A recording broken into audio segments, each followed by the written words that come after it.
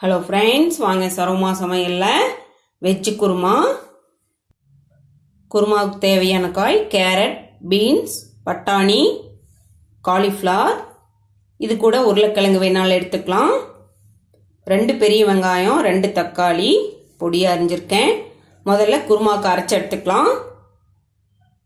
அரைக்கிறதுக்கு 4 பல் பூண்டு, 2 துண்டு இஞ்சி, 2 துண்டு பட்டை, 2 கிராம்பு, 1 ஏலக்காய், 1 ஸ்பூன் சோம்பு, 4-5 முந்திரி, 1/2 ஸ்பூன் கசகசா.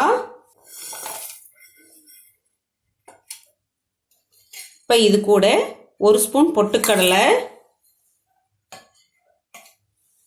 1/2 ஸ்பூன் மல்லித்தூள், தனி மிளகாத்தூள் 1/2 ஸ்பூன், தேங்காய் துருவல் சின்ன தேங்காயாக இருந்தால் 1/2 மூடி எடுத்துக்கலாம்.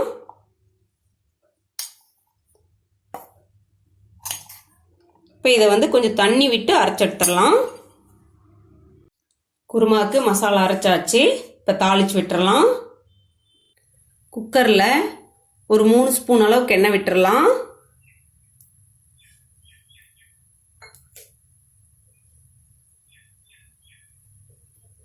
எண்ணெய் காஞ்சோடனே 1 துண்டு பட்டை,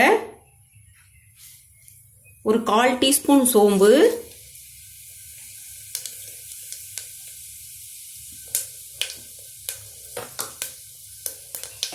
பொரிஞ்சோடனே வெங்காயத்தை சேர்த்துடலாம்.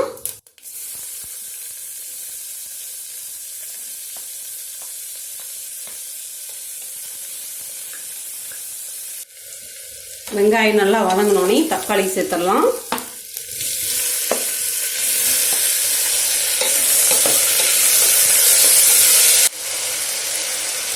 கொஞ்சம் உப்பு சேர்த்து வதக்கலாம்.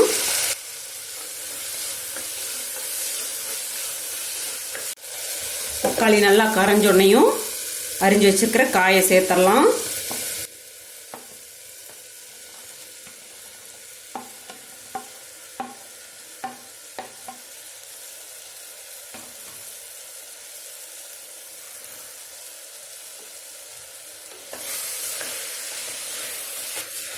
காயை சேர்த்து 1 நிமிஷம் நல்லா வதக்கி விட்டுறலாம்.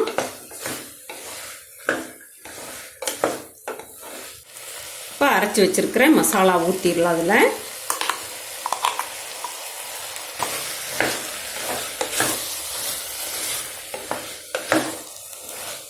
நல்லா கலந்து விட்டுட்டு தேவைப்படுற அளவுக்கு தண்ணி சேர்த்துடலாம்.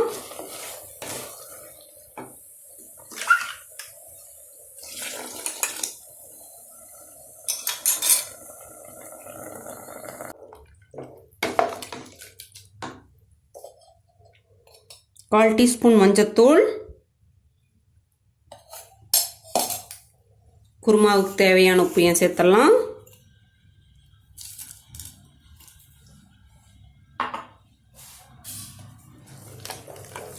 சேர்த்து நல்லா கலந்து விட்டுட்டு மூடி போட்டு மீடியம் ஃப்ளேமில் வச்சு 2 விசில் ஆஃப் பண்ணிடணும்.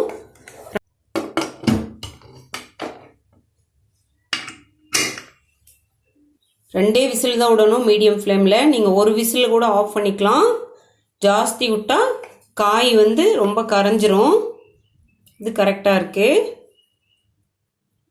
ஹோட்டல் சுவையை மிஞ்சக்கூடிய வெஜ் குருமாங்க. சப்பாத்தி, ரொட்டி, பரோட்டா, இட்லி, தோசை எல்லாத்தோடையும் மேட்ச் ஆகுங்க. நீங்களும் ஒரு நாளைக்கு செஞ்சு பாருங்கள். வீடியோ பிடிச்சிருந்தா லைக் பண்ணுங்கள், ஷேர் பண்ணுங்கள், சப்ஸ்கிரைப் பண்ணுங்கள்.